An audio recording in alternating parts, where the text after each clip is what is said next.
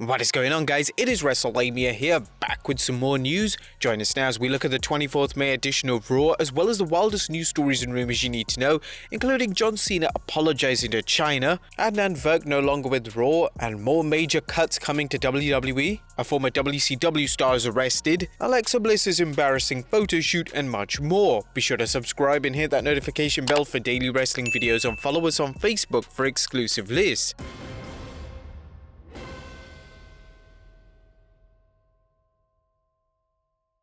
As always, we aren't recapping the matches, but just providing you with the good, the bad, and the downright ugly. As always, we start off with the good as number 1, a show-stealing surprise.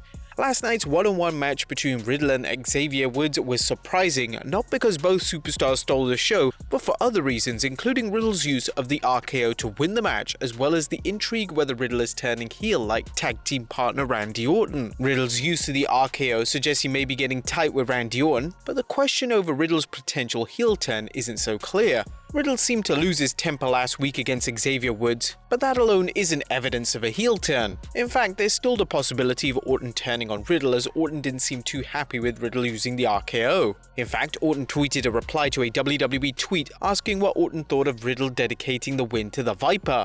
"I'd say nice form, but also don't steal my shit." As for Woods, the WWE may have Xavier Mania waiting to take off after last night's match with the former United States champion. Anyone who has watched Riddle or Woods knows that they're both tremendous talents, capable of working excellent matches with just about any opponent. Sadly though, Xavier has been kept to the sidelines as a tag team performer, and whilst he's fantastic in the New Day, no one seems to mention him when it comes to a singles run, unlike New Day's other two members, former WWE champion Kofi Kingston and rising singles star Big E. Based on last night's match, the WWE should consider a singles push for Woods, especially now that Kofi seems to be trying to fight his way back into the main event. What did you guys think of last night's match, and should Xavier Woods get a huge singles push? Let us know in the comments down below. Number 2, making the most out of a meaningless match. Last night's Raw had far too many rematches, and while it's doubtful anyone besides Shelton Benjamin's mama wanted to see him wrestle Cedric Alexander again, there's no taking away from the in-ring quality of last night's match. Cedric's narrative of being better than Shelton and blaming him for their mutual ouster from the Hurt Business deserves credit for the writers at least giving both men a storyline to explain their endless matches. Regrettably, neither man has received much of a push since leaving the Hurt Business, making it difficult for anyone to care about two guys headed for, well, main event. Number 3, Lily lurks. Lily's hidden appearances were a nice touch, as Alexa Bliss's devilish doll could be seen lurking in the back as she watched Nia Jax, Shayna Baszler, and future women's champion Reginald. More on that later.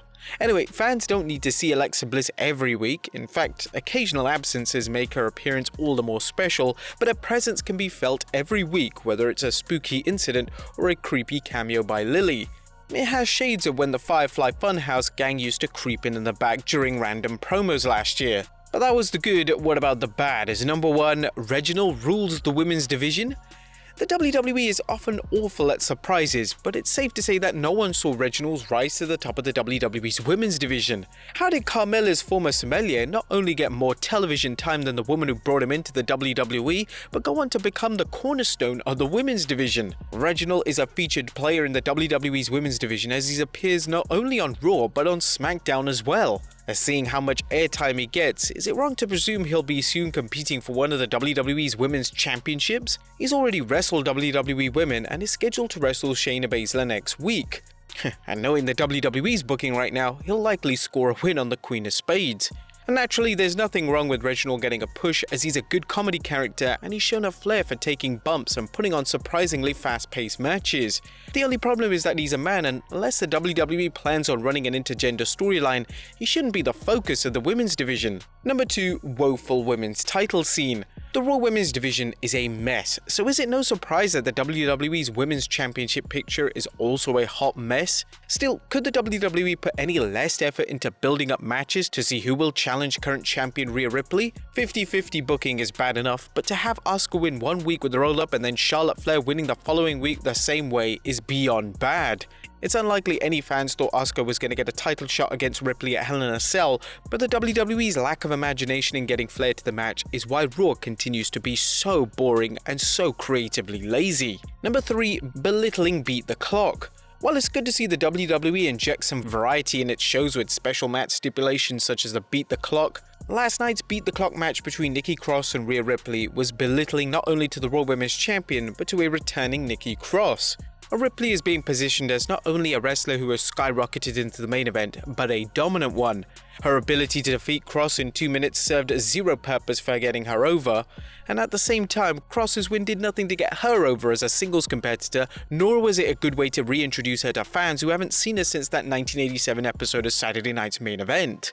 Okay, maybe that's a bit of an exaggeration, but we ain't seen her for some time. Number 4, Jackson's joke win.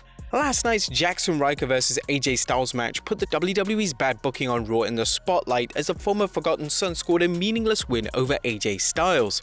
Now, Styles may not be a top-tier star like Drew McIntyre or Bobby Lashley right now, but he's a main eventer who shouldn't be dropping singles matches to mid-carders like Ryker. But that is unless the WWE has a major push planned for him. If they are positioning Ryker to become a major main eventer, this was a good move, but if it was a strategy of setting up Elias and Ryker versus Styles and Omos, it was a terrible move as fans will likely forget. And Eva's Evolution evaluation. What exactly is going on with former WWE diva Eva Marie, and does anyone care? At this point, it's difficult to tell as not only has the WWE made her hype videos about her evolution as clear as mud, but the Red brand continues to drag out her physical return.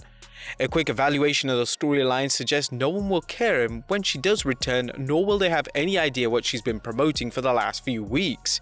Judging from the previous storylines, it's likely Vinnie Mac hasn't figured out a role for Eva Marie yet, and he's still spinning his collective wheels. Knowing the WWE, the videos could disappear one week, with Eva Marie being wished well on her future endeavors. That was the bad. What about the downright ugly as rematches? If last night's show seemed frighteningly familiar, it was because the WWE featured an abundance of rematches, not only from last week, but from previous weeks. Perhaps the worst part about these rematches, other than they're incredibly boring and predictable, is that we have discussed how bad they are before. Does that mean we're doing rematches of past videos? No, we're just reminding viewers about how lazy Raw's writers are. Last night's show screamed filler, and despite the superb showdown between Riddle and Xavier Woods, most of the show was more cut-and-paste matchmaking with little storyline development. Yep, there's plenty of time to build up Hell in a Cell, but that doesn't mean your weekly television has to be boring and an endless rerun of past week's matches. What did you guys think of Raw? Let us know in the comments down below. Now let's move on to the news. First story looks at John Cena apologizing to China. John Cena has issued an apology to the people from the People's Republic of China after accidentally calling the People's Republic's longtime enemy Taiwan a country. According to a report from the BBC, on Tuesday Mr. Cena posted a video on the Chinese social media site Weibo apologizing for the mistake. "I made one mistake, I must say right now, very important. I love and respect Chinese people," he says in Chinese. Well, Chinese Mandarin, I'm sure. "I'm very sorry for my mistake. I'm so sorry. I apologize." As a BBC report indicates, although Taiwan is officially recognized by only a handful of nations, its democratically elected government has strong commercial and informal links with many countries. China and Taiwan have been at odds since the end of the Chinese Civil War in 1949, when the Chinese nationalists left China for the island of Taiwan, while communist forces seized control of China. China has made several attempts throughout the last 70 years to force Taiwan back into China, but has not succeeded so far. Now, some feel that Cena's apology wasn't enough, but what do you guys think? Let us know in the comments down below. Next up, Adnan Virk is gone from WWE. Now, was it only just a month ago that we had new commentator Adnan Virk on Raw? Well, it seems already that he and WWE have decided to mutually part ways. WWE announced WWE and Adnan Virk have mutually agreed to part ways. WWE thanks Adnan for his work. Now, it seems that Adnan Virk was criticized for making quite a few mistakes on Raw, but to be honest, he wasn't that bad, and it was nice to see a fresh voice on Raw. But what do you guys think? Are you guys upset at the departure of Adnan Virk? Let us know in the comments down below. Unfortunately, there also seems to be more releases coming, as Fightful's Sean Ross Sapp tweeted, "Unfortunately, hearing there are more backstage layoffs in WWE today." He mentioned there are a lot of people on the digital end who have been let go from WWE. The WWE Advanced Media Group department is merging with television, and many people were laid off. Some who work on WWE.com and YouTube were among them, as well as editorial and production. Now, we do send out some love for those who have lost their job. It's definitely not cool during a pandemic. Next up, a WCW star has been arrested. Buff Bagwell's famous saying, "I'm buff and you ain't got the stuff," needs to be changed to "I'm buff and I just got cuffed and stuffed" after the former WCW star's latest arrest. According to the local paper, the Georgia Gazette, Bagwell, aka Marcus Alexander Bagwell, was booked on 22nd May for giving a false name, address, or birth date to a law enforcement officer. The police report also states that he was booked for speeding, failure to yield when entering an intersection, hit and run, following too closely, reckless driving, driving within a gore or median or emergency lane, driving on the wrong side of the highway, and an open container violation. Wrestling News reports that those aren't even all the charges and that this isn't the first time Bagwell has found himself in trouble behind the wheel. He was actually involved in a serious car accident last August and police believed he was impaired by prescription medication. Next up, a former WWE champion returning for Smackdown. Where's Edge and why hasn't he been on television since losing at WrestleMania 37's main event? We recently reported that wrestling's rated R superstar was reportedly taking time off, but it looks like he could be back soon. Cultaholic's Mitch Wadden is reporting that a new WWE website advertisement for the 16th July Smackdown on Fox episode, which will be at the Toyota Center in Houston, Texas, and see the return of live fans, features Edge as being at the show.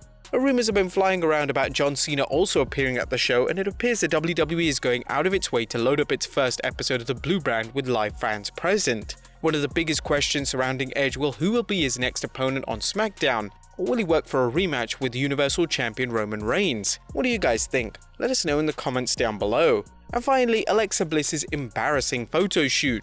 Last but not least, Alexa Bliss's journey to the main event began with her as just another aspiring talent, but long before this, Bliss competed in high school athletics and competitive fitness shows. Bliss recently shared a funny story from her past via Instagram saying, "Throwback to before WWE, 21, 22 maybe, when I was in shape and did photo shoots, also fell down those stairs immediately after the shot was taken." It's good to see that Bliss can look back and laugh at some of her more embarrassing moments. But there you have it guys, the good, the bad and the downright ugly of Raw, as well as the wildest news stories and rumors you need to know. Be sure to leave your comments down below and I'll see you next time with some more wrestling content.